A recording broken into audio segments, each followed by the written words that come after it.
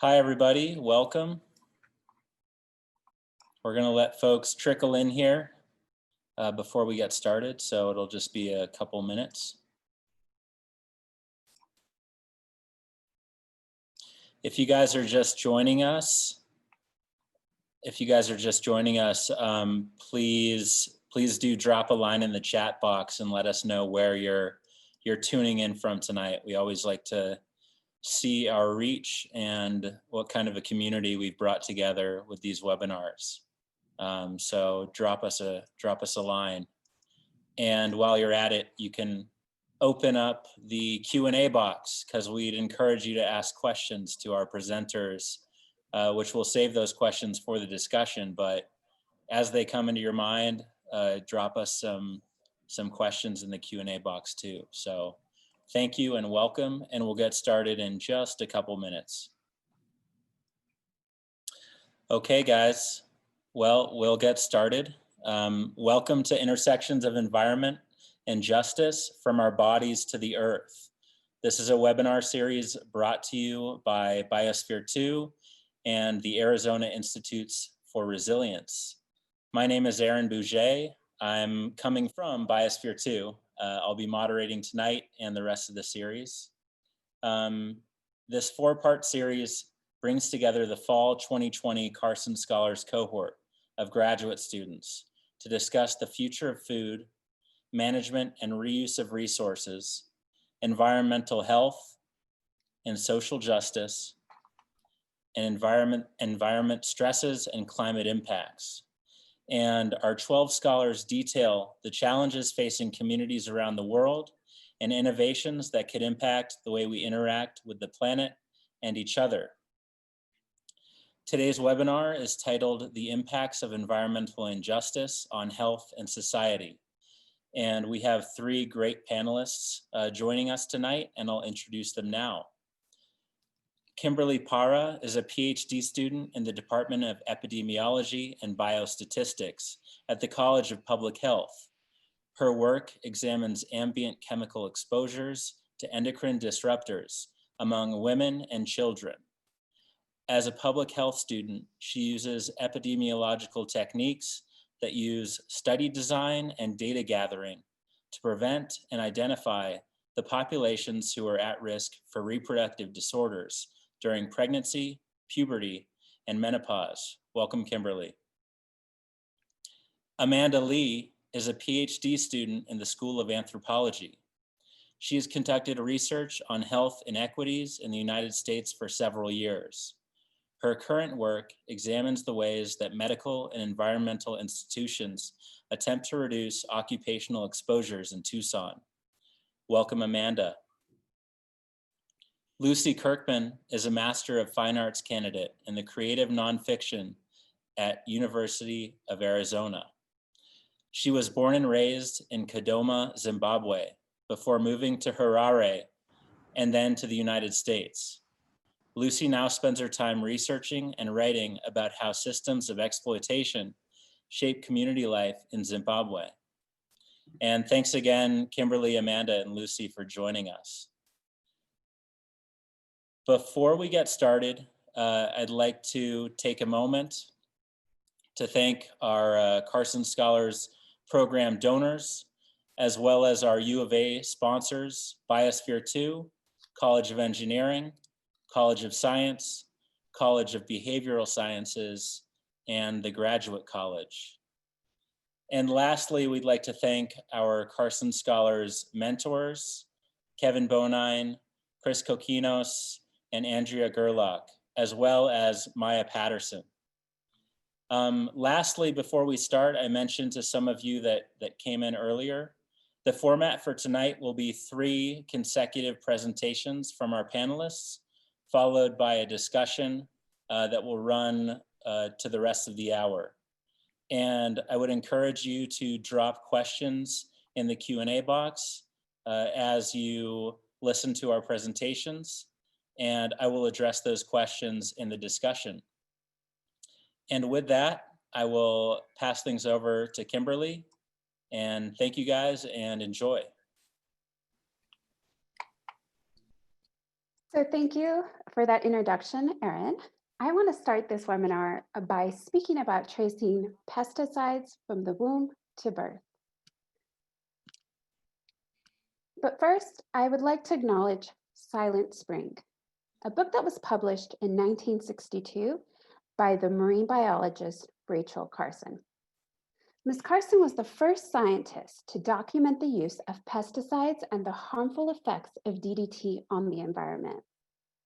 This book is regarded as one of the greatest science books of all times for helping to inspire the environmental movement, and it pushed legislation that led to the creation of the United States Environmental Protection Agency. Almost 60 years later, her work has continued to inspire nascent researchers such as myself. Today, you will learn a little bit about my research interests, which involve prenatal pesticide exposure and maternal health. So just as a reminder, the United States Environmental Protection Agency classifies pesticides as any substance or mixture of substances that are intended to prevent, destroy, repel, or mitigate any pest that can include insects, weeds, or even rodents. By using statistical analysis and a novel atmospheric dispersion model, our research group seeks to understand where in Arizona these chemicals settle after they are sprayed, like shown here in this picture. In a hot, dry climate like Arizona, pesticides can travel farther due to things like wind. However, not all pesticides are alike. That is, small droplets can travel farther to settle on unintended targets like playground structures, water sources, and other living things. In Yuma County alone, and in 2011, 8 million pounds of pesticides were applied to commercial agricultural fields. Pesticides are used widely in Arizona. It is believed that 1/3 of Arizona's land is used for farming. That's like 20,000 farms or 26.2 million acres. That's roughly the equivalent of 26 million football fields. Lucky for us, Arizona is one of 2 states where commercial pesticide use is mandated to be reported. From these reports, I will look at 3 classes of pesticides: organophosphates, carbamates, and pyrethroids. These 3 types of chemicals have been shown to interfere with hormones and can cause dysfunction of the metabolic processes when taken into the body. These chemicals are regularly sprayed onto farms and agricultural fields, but can also be found in many household products like flea collars, garden sprays, and even lice treatment. Most recent scientific evidence suggests that pesticides like organophosphates, carbamates, and pyrethroids are indeed harmful to the environment, and they can also have detrimental effects throughout life in women and children. For my dissertation, I'm using data from the Arizona Pear Study. I want to examine if there is a link between ambient pesticides that are sprayed in the environment and adverse reproductive effects during pregnancy and potential complications on maternal health.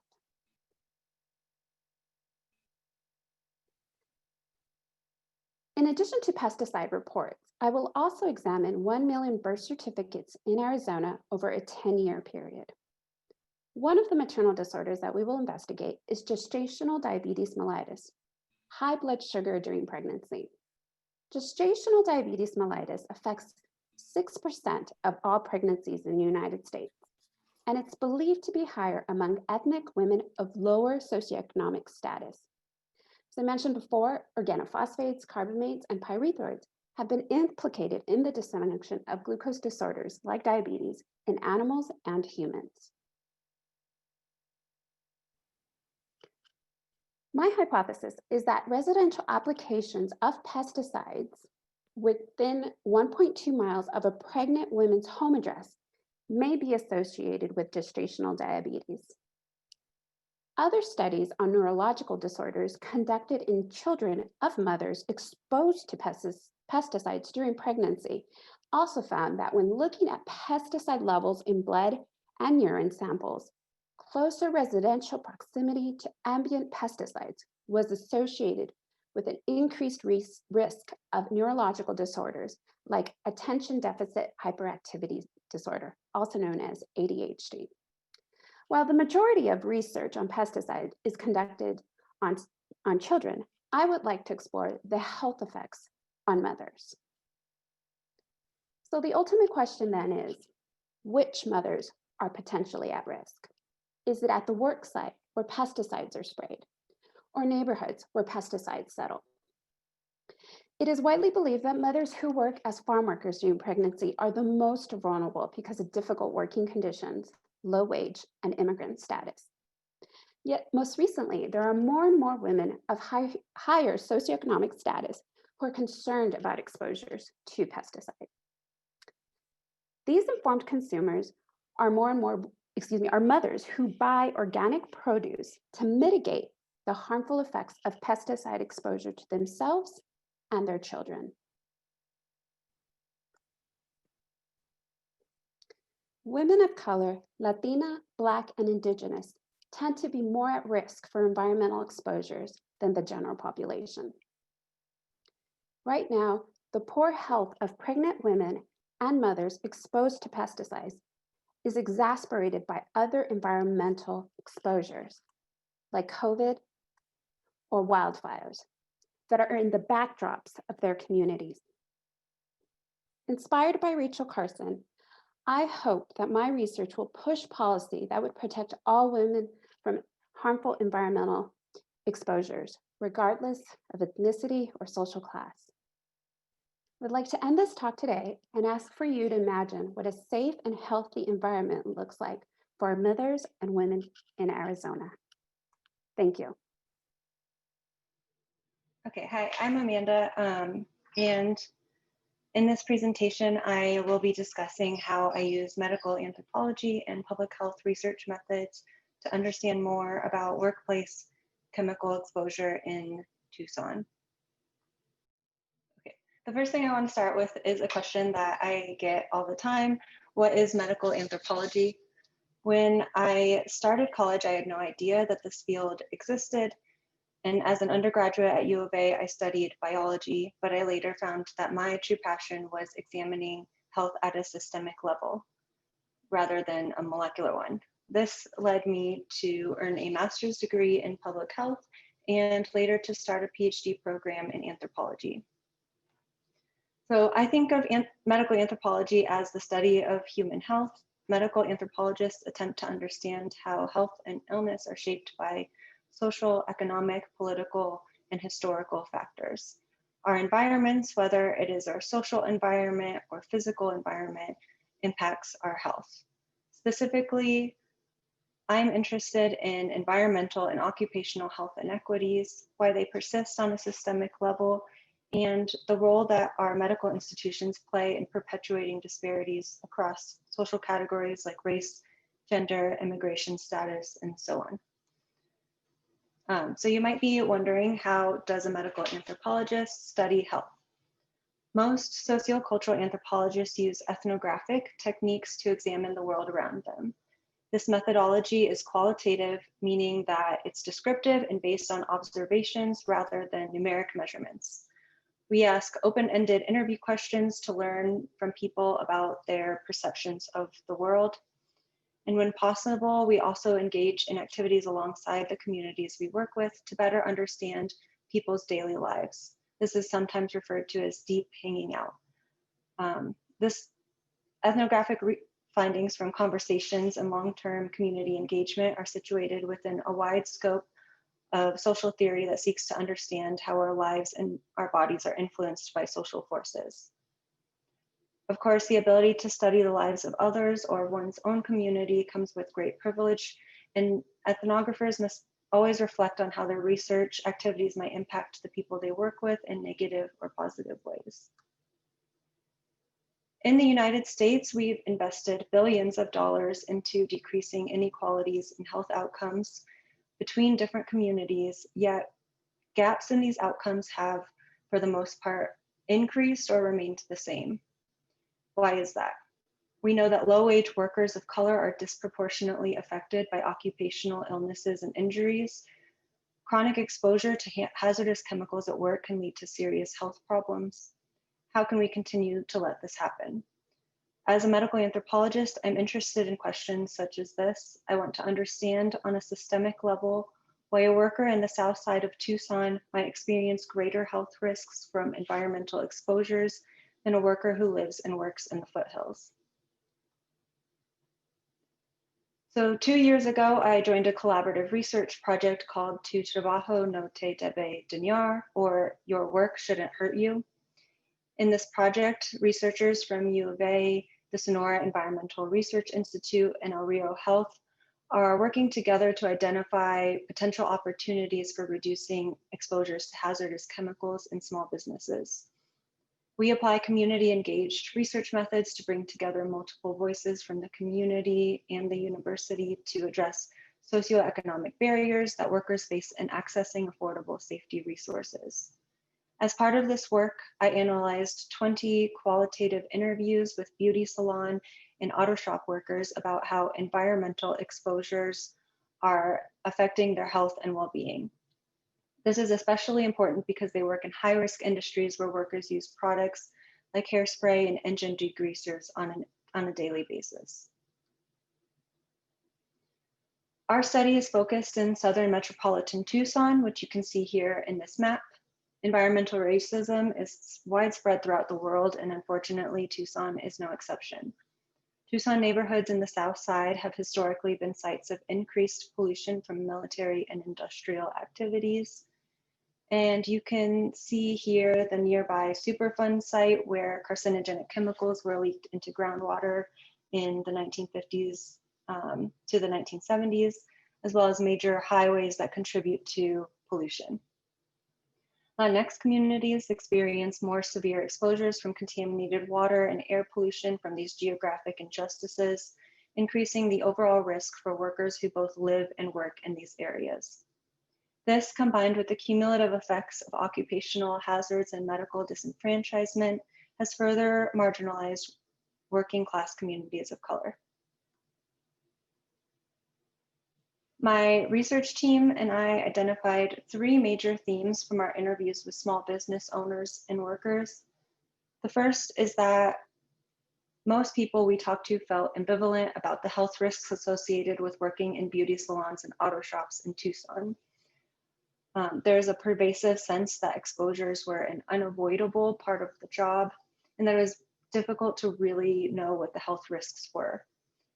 The second theme that we observed was that the shop workers and owners shifted responsibility for reducing chemical hazards between each other. At times, owners assumed the responsibility for providing protective equipment like masks and gloves, while other times they blamed workers for not following recommended safety precautions. Finally, we found that some of the study participants reflected on the larger system that led to certain chemicals being in their shops in the first place. They felt that there was not enough clear educational material about what chemicals to avoid, and that it was ultimately in the control of manufacturers to use safer ingredients in their products. From this, we determined that their reflections had important implications for understanding who should be held responsible for workplace chemical exposures. Agencies like OSHA and companies who manufacture products using hazardous chemicals funnel responsibility down to individual workers rather than promoting upstream policies that regulate such chemicals. In the end, what is the root cause of chemical exposures? The individuals who use products at their job, or the lack of regulations on such products?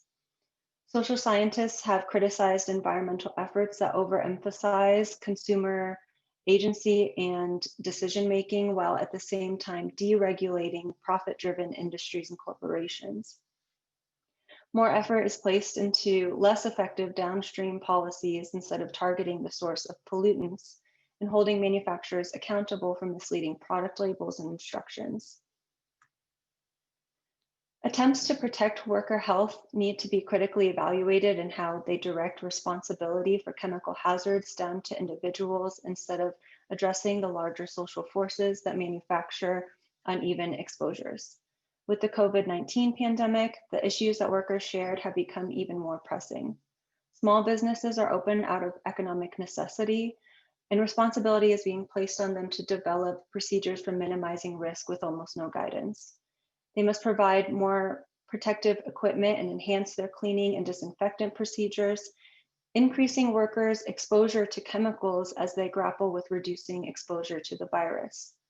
Ultimately, without a comprehensive and systemic commitment to worker health and safety that goes beyond individual behaviors, the public health and economic burdens of the pandemic will continue to disproportionately impact working class communities of color. As an anthropologist, I try to understand how systems of oppression are tied together. I seek to expose the root causes of illness, which means questioning medical experts and environmental policymakers about how their practices are entangled with racism, sexism, and classism. I believe that racial justice is environmental justice, and building on the work of other queer feminist theorists of color, I hope my research is able to advocate for new systems of collective community care for each other and our earth. Thank you. Thanks, Amanda and Kimberly. I'll be presenting next. So my name is Lucy Kirkman, and I'm a nonfiction writer in the Master of Fine Arts program here in Tucson at the University of Arizona. And one of the driving questions in my work is how colonial and contemporary land use practices have shaped the current state of politics, industry, and social life in Zimbabwe, which is my home country. So I've been conducting research in the small mining town of Eiffel Flats, which is right next to Kadoma, very close to the farm where I grew up. Over the past 2 years, I've returned to my hometown and was shocked to learn what was going on there between the mining company Rio Zim and the residents of the town. This conflict has culminated in a court case, which is going to be the focus of my presentation. But this court case has been helpful to me also in understanding the complex forces that are at work in this community and all across Zimbabwe. But to be able to understand what's happening, we need a bit of history about these places first. So here we have a map of Zimbabwe, and the Queen of England issued a royal charter to Cecil John Rhodes to colonize and govern what was then called Southern Rhodesia in 1895. So the towns of Kadoma, and right next to it, you can't see it on the map, but right next to Kadoma is Eiffel Flats, were founded shortly after this by British settlers along the railway line that was built between Salisbury, which is now called Harare, and Bulawayo in the southwest. Kadoma was originally a gold mining town, and it still is. But in terms of the context of history, the promise of the mineral abundance within Rhodesia drove much of the colonial development in the 19th and early 20th century. And we must never forget that colonization of Southern Africa, particularly Rhodesia, was a profit-driven enterprise.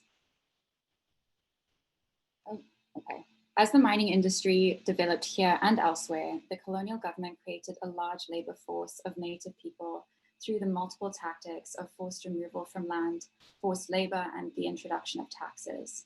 In a proto-apartheid state that continued in various forms right up until independence in 1980, when Rhodesia was renamed Zimbabwe, the state exploited land, labor, and resources for profit, little of which the native population benefited from, if at all. So this is the history that we're working with. Since independence, a lot has changed for many people for the better, but the 2000s saw a severe economic collapse and a failed land reform, as well as rampant corruption.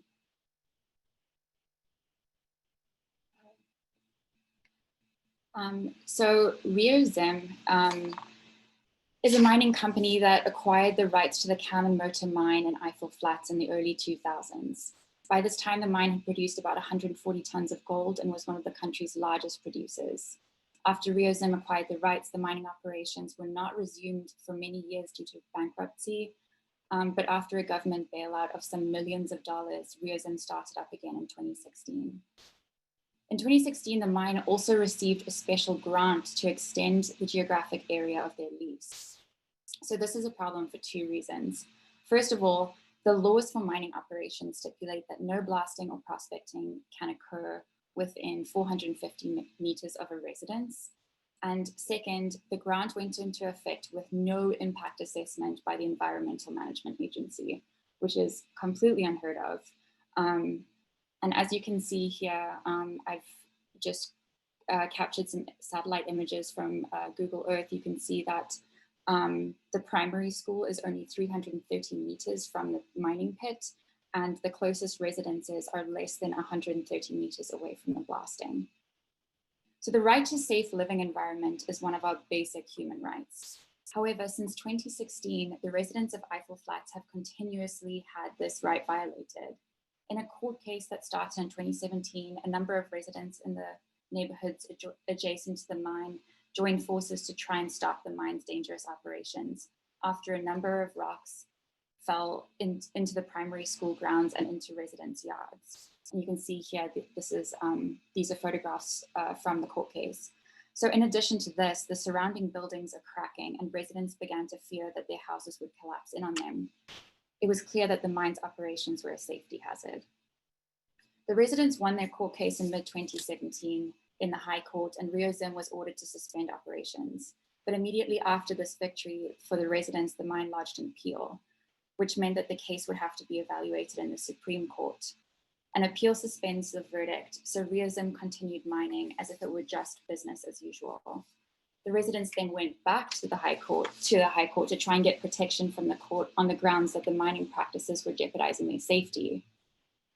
The day before the High Court assembled to evaluate the application to suspend the mine's operations, Rio Zim met with the Minister of Mines, and the case was then handed to a different judge, which is extremely unusual, and their application was rejected by this judge. In the words of the lawyer, these were, quote, really dodgy shenanigans going on behind the scenes. So now the residents have to wait for the Supreme Court date, and 3 years later, the case has still to be seen by the Supreme Court. In spite of multiple complaints from the residents to the police, the Environmental Management Agency, and the Ministry of Mines, nothing is being done about this illegal mining operation. It is interesting, however, that the special grant that the Ministry of Mines issued to Rio Zim in 2016 to expand the area of the mine's lease itself was unconstitutional and in opposition to the long-standing mining laws of the country. Another piece of this puzzle is the fact that the government controls all gold export and now profits off of this industry because of our dual currency system. Since 2008, Zimbabwe switched to US dollars after an immense economic collapse, but then reintroduced local currency in 2016. The local currency was supposed to run 1-to-1 with the US dollar, but for economic reasons that I won't get into now, this hasn't worked. And thus we have a local currency that is meaningless outside of Zimbabwe and whose value is depreciating all the time. The government receives US dollars from the gold export, but pays the mining companies only part of that in US dollars and the rest in local currency. Because the local currency is depreciating all the time, the split payment means that mining companies are being paid less for the gold than it's worth, and the government is taking the difference. In addition to this, a number of politicians and senior executives from the Reserve Bank of Zimbabwe have bought shares in the mine. Whether this is legal, I cannot say, but knowing the way that the legal system works in Zimbabwe, it is no surprise that the Supreme Court date has been pushed back so many times in order to keep the operation running.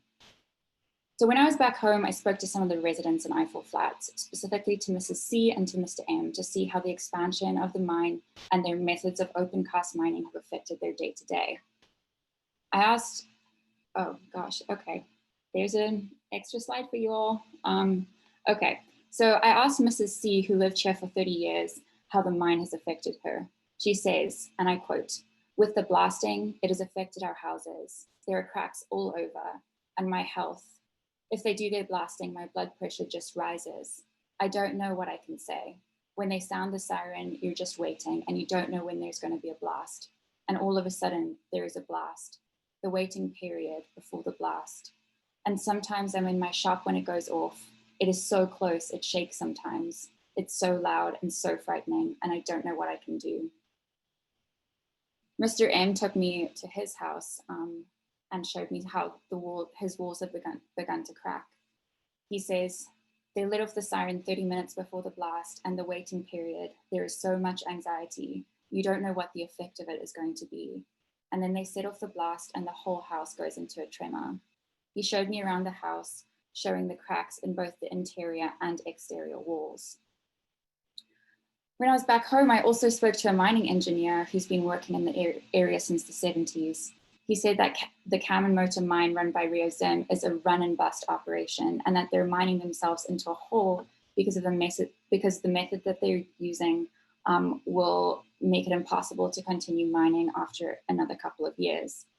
He says it will become too expensive to reach the gold seam for it to be a profitable mine, and the whole operation will be abandoned.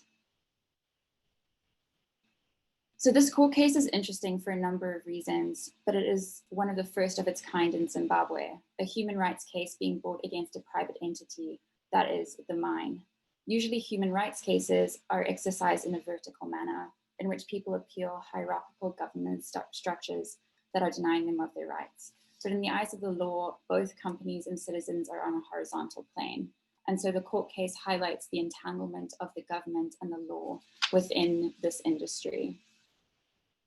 In a way, this kind of operation set up to create maximum profit at whatever human or environmental cost is not unique to this mine specifically, but rather is common to extractive industries all over the world. And by operation, I do not mean only the mine, but the system of governance or lack thereof that enables and privileges profit over people. But where does this leave the residents whose homes and health have been compromised?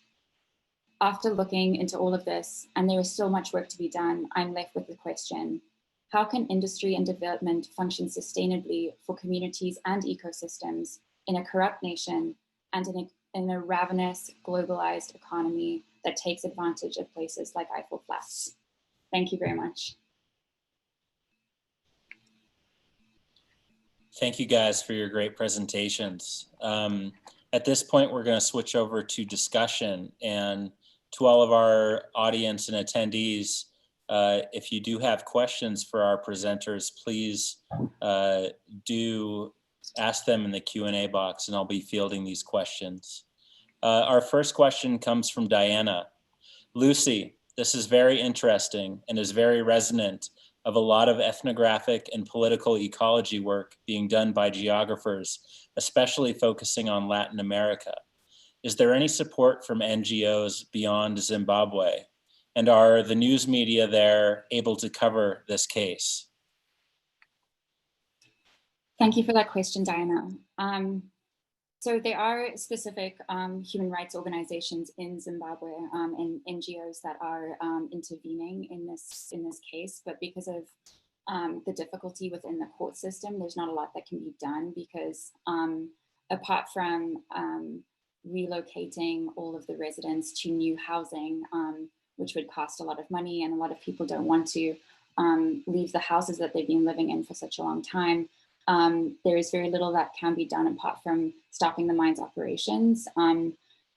But in terms of NGOs that are external to Zimbabwe, I haven't come across any NGOs that are specifically looking into this case. And this is something that I'm looking forward to kind of like researching more to see what international organizations could potentially be made aware of what's going on in Zimbabwe and how we can get specifically environmental and human rights groups involved in this. But as it stands, and because Zimbabwe, there's some difficulty in terms of like covering these things because of the corruption and kind of freedom of speech suppression and targeting of journalists, there isn't a lot of coverage that's being done with this one issue. But I mean, there are a myriad of human rights violations going on in Zimbabwe right now that have all been suppressed by the Zimbabwean media and the Zimbabwean government because of who's in power, basically.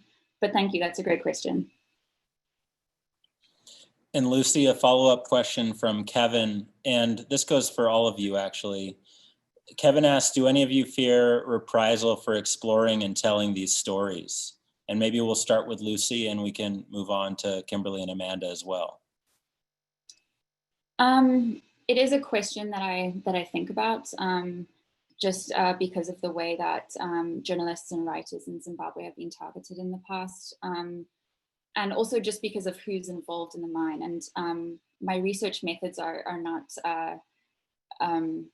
scientific in the same way that I think my colleagues are. I'm not gathering data, but I'm doing more of just investigation. So a lot of the information that I'm getting is like non-verifiable sources. So yes, it is something that I do think about, you know, even with creating a presentation like this of what the repercussions will be. But I'm pretty certain for now, at least, that there won't be any dire repercussions, at least, or maybe until I become famous, and then it'll be more of a problem. I'm going to hand it over to Kimberly. I'm in the field of public health, and so most people who are in the field of public health tend to be socially minded about the way things operate and are interested in the inequities, right, and mitigating them, the health inequities. I would say, having done work with farm workers for the last couple of years now, it is a very powerful industry. It's a multi-billion-dollar industry, right? So oftentimes, you know, they have their own scientist, right? And they lobby really hard. And we're public health. And so I think what I've learned from this process, even when I have to sit with farmers, is that we all want the best. I wholeheartedly feel like, well, it is a business. At the end of the day, they want to be able to provide a better produce. And ideally, right, organic, but there's a lot of issues with that. And so we're not there in terms of green science. I think that's our generation, the generation coming up, who's thinking about, you know, how we're going to deal with the climate crisis. So I'm very, very hopeful. And as a scientist, I'm using the tools. I fell in love with epidemiology because I figured out that this was the tool set that would allow me to delve into these very personal questions I had about my own environment and what it means for others that grow up like myself in disadvantaged backgrounds. So while we sometimes are put at opposite sides of the table, I think fortunately everybody wants to do what's best. So that's a great question. So thank you for asking. Any thoughts, Amanda? I think I guess I don't worry about like repercussions from like industries or anything like that, but I do feel accountable to communities that I work with, and I guess I have I try to like come in with like open ears and willing to learn from others, because I grew up in Phoenix. I'm not from South Tucson. I'm not Latinx.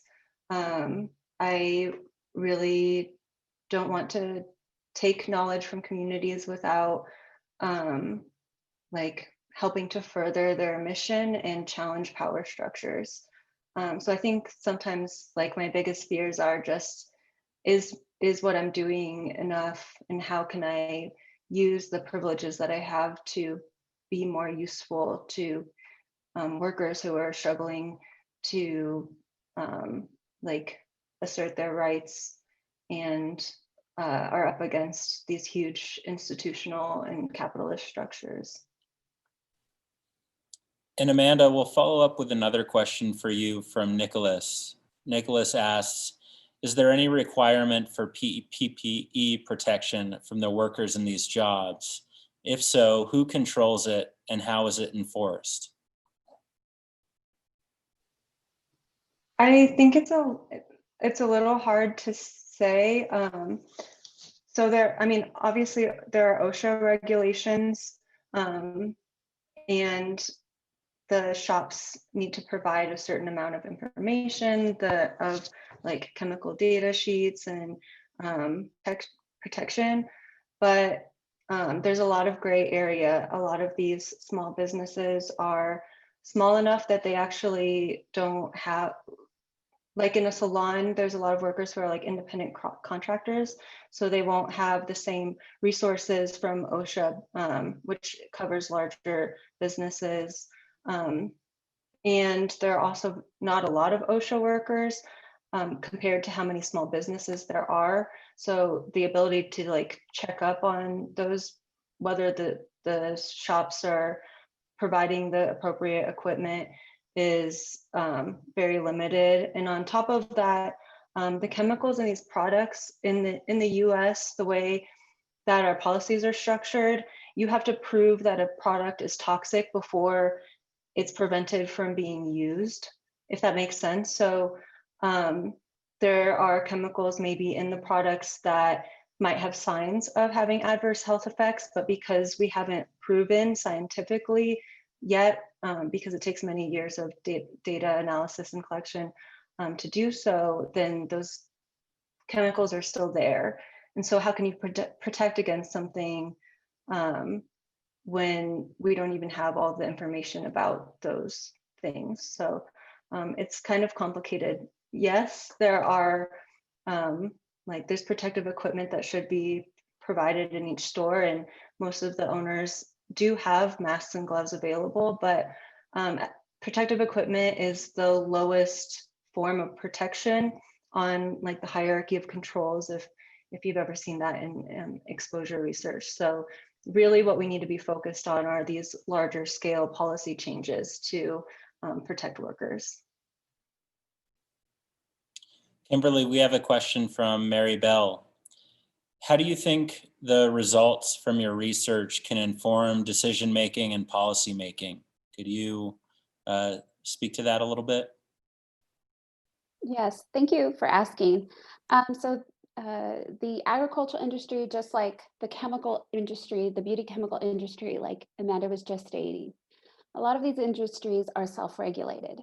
And so one thing I've learned through advocacy work is getting the science out there, right? And that's what I really appreciate about the Carson Scholars Program, is teaching us how to get it out there to our policymakers, to nonprofits, because that's really where it starts. The work, I think, really begins, is not only giving them the data, so to speak, but also going to Congress, right? Writing letters. I think we have a responsibility to each other as scientists, but as well as consumers to do that. So I'm really hoping that regardless if my results are null, don't find anything, or if I do find something, that it's important that that be given to our community, right? The communities that deserve to know. So I'm very hopeful. And so, like I said, part of this for me is, right,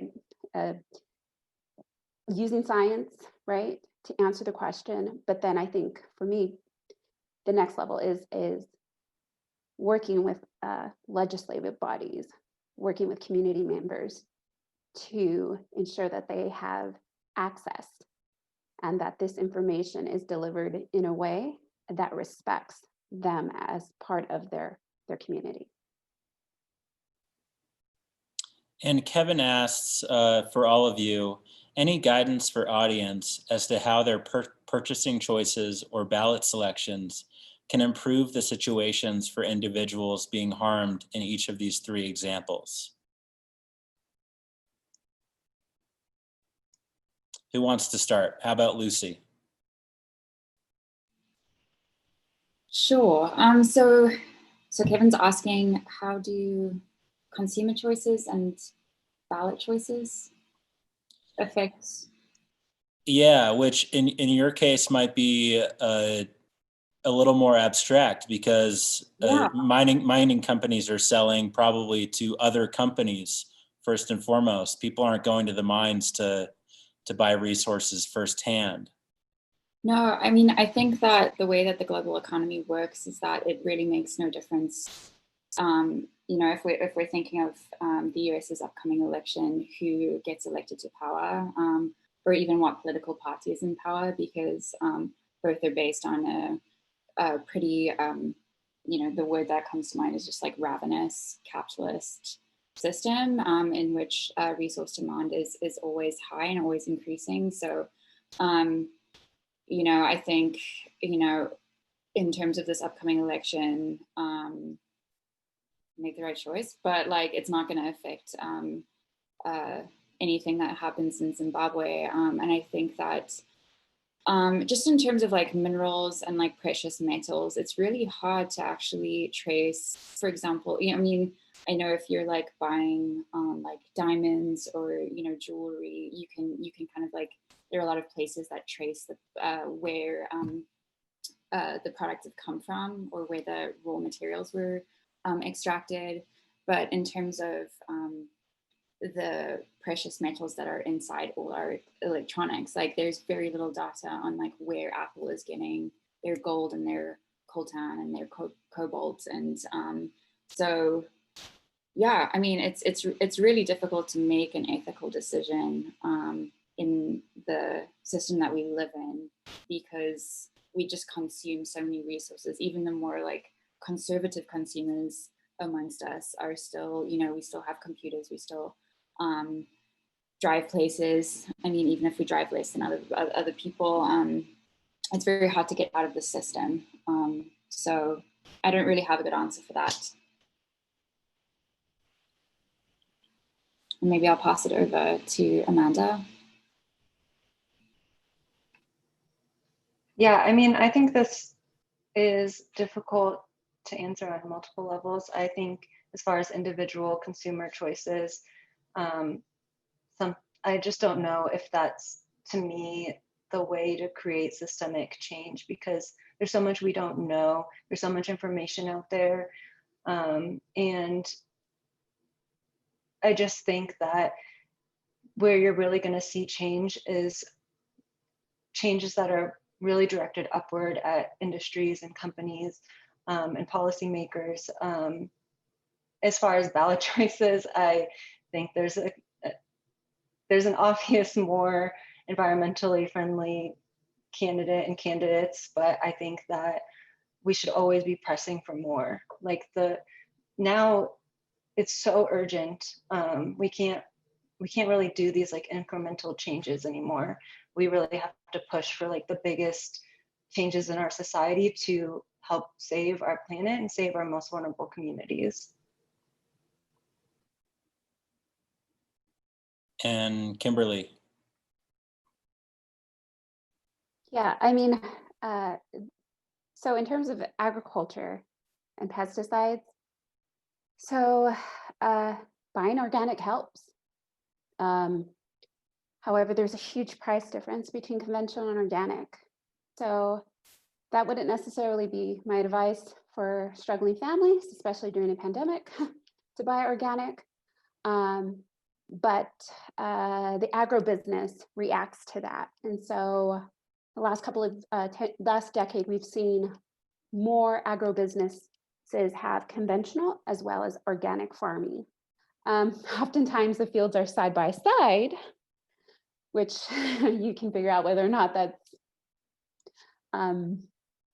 what you would expect, right? But for the most part, I think, yes, there's a lot of purchasing power when it comes to your food. So for example, a prime example is California, right? So their market is really driven now towards organic. And because of that, they've seen like the price, it's more cost effective in some places to actually buy organic than it is conventional. So I'm very hopeful, right, that regardless of your motivations, whether it's to protect yourself or just as a political choice to protect the workers who are on the farm, right, it will make a huge difference. Thank you. Dorsey, this is a question from Dorsey for Lucy. Thank you for your work and presentation. I'm interested to hear you speak more on the role of economics in preserving extractive industries. To what degree is the government and mining corporations working together to ensure maximum profit? Thank you, Dorsey. That's a really interesting question because Zimbabwe has an extremely unusual economic history since the 2000s.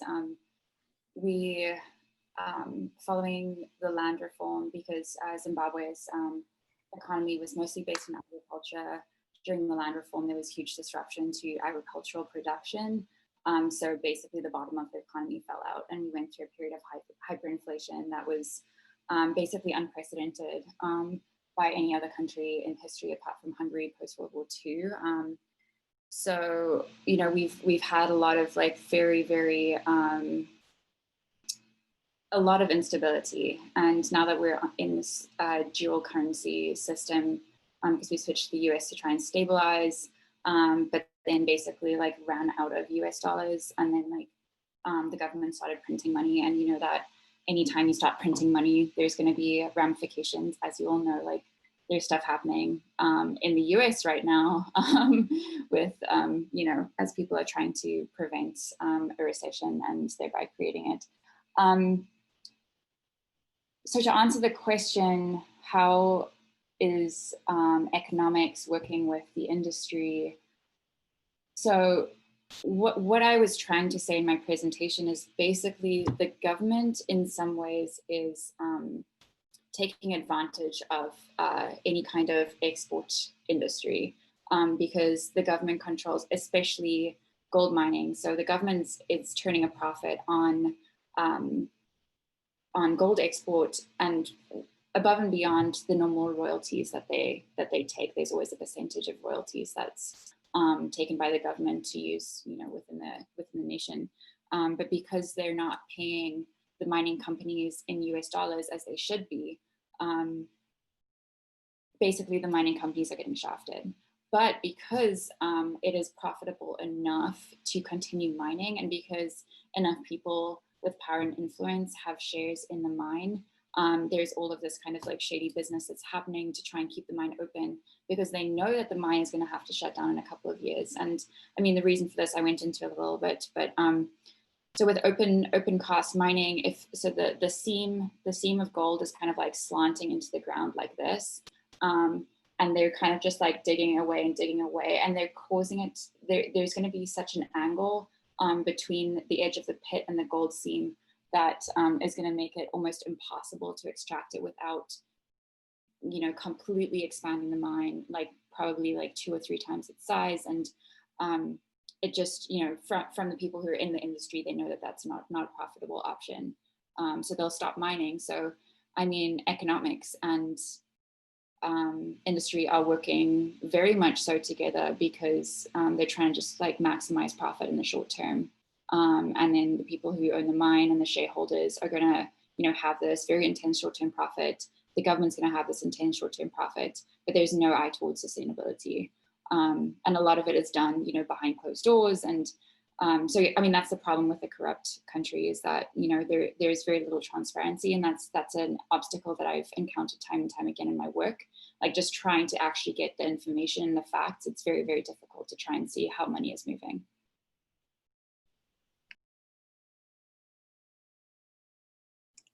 Thank you, Lucy. And a follow-up question from Nicholas. Are there any organized movements to unite the residents? Are there any organizations helping these people living near the mines? So basically, the first kind of organization was brought about because of the court case. So there are a number of white Zimbabweans who felt that, you know, this was becoming unsustainable, and, you know, their housing properties were, I mean, their property values were kind of like going down. So they started this court case, and they realized, you know, this isn't just affecting us, and like we actually need to be getting like a widespread community response behind, you know, behind the applicants, rather than just like having a few relatively like wealthy people taking this company to court. So through that, a lot more people from the like middle class and lower income housing areas around the mine got involved as well. And that's been the main kind of organizing factor is just like trying to get people to sign on to this court case. But no other, as far as I know, no other organization or organizing is happening against the mine. And it's very, very tricky as well in this place because a lot of the residents work for the mine and they feel very much caught between the mining practices that are affecting the community and their jobs. So it introduces a whole another level of complexity, and there's a lot of kind of tension in the community between people who work at the mine and people who feel very angry about what the mine is doing. But yeah, I don't know.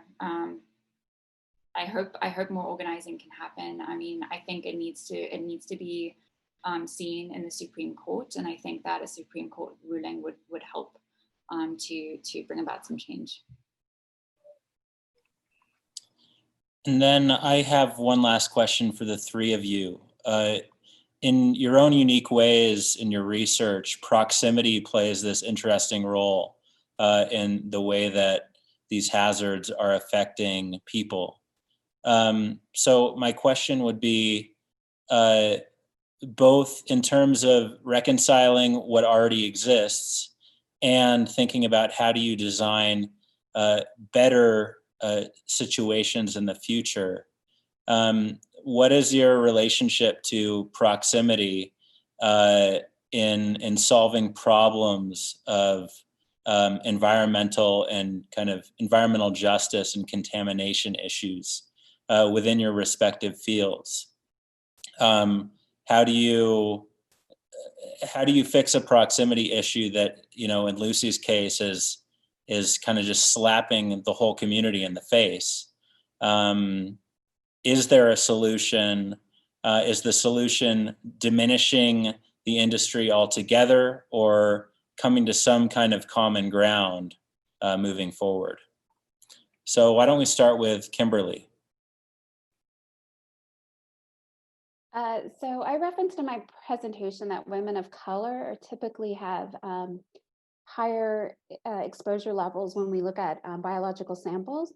And the reason for that is it really does come down to your socioeconomic status, right? And so we know this if, just take any city or any rural town, Phoenix, right, where there's lots of freeways, right? And so who are the residents close to that highway and why might it be? Right. And so there's intention when cities are built, there's intention when neighborhoods are created. And these are very structural, institutional things that Amanda as well as Lucy alluded to. Right. And so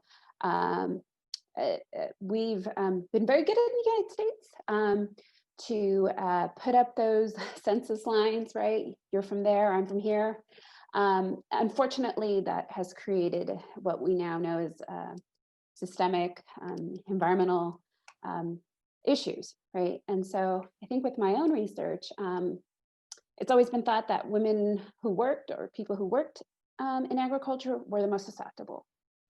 Not so much anymore. Now it's women perhaps who live within a mile of the field. So I think that it's not very clear right now. We suspect that like residence has a lot to play with your exposure levels. But I think as our science gets better and we figure out like better ways to track chemicals, which is very difficult to do if anybody has looked into how many actual chemicals we can track. That said, I think that it's not very clear. I think there is a gray area in my own research. That's something that I'm hoping I can tackle, is to figure out who's really at risk and where do we need the messaging, because maybe it's that mom who's sitting on that property where that like drift comes by. Maybe that's who is in trouble, right? And so, but I think a lot of this is addressing like the institutional and the structural ways that we see communities and the way that something as simple as gentrification, right? So the way we've built our communities, I think is the only way to really figure out moving forward how we can mitigate those exposures. Thank you. And Amanda? I want to echo, I guess, what Kim has said. I think working with communities and figuring out local solutions to problems that they face that come from community leaders is really important. But at the same time, like recognizing how we are all interconnected, and the fact that these injustices are happening in one neighborhood that you may not live in doesn't mean that it doesn't affect your life and the way that our society is structured. And I think seeing that interconnectedness and then also like deferring to the community experts is our best path forward. I don't know if that fully answers your question about proximity, but I just think understanding how people's like layered identities also impact all these structural forces that come to create different health effects in people's bodies based on where they live, where they work, where they get their education. All these things are super interconnected, and we should all like see how we are implicated in each other's oppression as well as each other's liberation. And Lucy.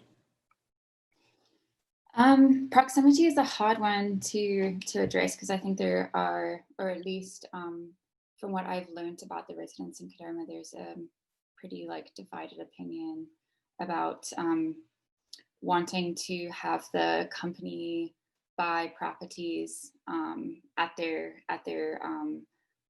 real value so that residents can relocate, and people wanting the mining to just stop altogether. And I think that there has been some offers made to residents by the mining company to buy their properties, but it's because of the whole system, the land value surveyors have drastically underpriced the houses. So people who thought that moving away was an option, that the mine was going to pay them, X amount for their house, and then they could go buy a house or a property somewhere else, have kind of been very disappointed by how that has all happened. So yeah, I mean, I think that it would involve, I think that the question of proximity would involve some kind of like deep listening to the community, as well as an analysis of global systems, because I think that within the community, the things that people feel that they need are somewhat split. Although the overwhelming majority feels very negatively about the mine, there are a number of people who work there, and that's where their salary comes from, and that's how they live. So I think that I think the valorization of progress in industry has driven a lot of really harmful ways of using people and using the earth. So I think that, I mean, this is a good question for my research in general. It's just like, to be in closer proximity to this place, I think would help me understand more about like, what needs to be done. And I mean, I'm obviously like not the person to do it because I'm living mostly abroad. So, but just to kind of like understand what this means for this community, and also for lots of other communities like this who have been exploited by basically like the globalized economy, by capitalism, because of their political and economic instability. Thank you. And thank you to all our attendees tonight. We're going to wrap up here. We do have one final webinar next week on the 29th at same time. Please tune in for that, and we appreciate your great questions. And thank you to Lucy, Amanda, and Kimberly for your great presentations and insight into some of these issues and how we move forward. So thank you and good night. Thank you.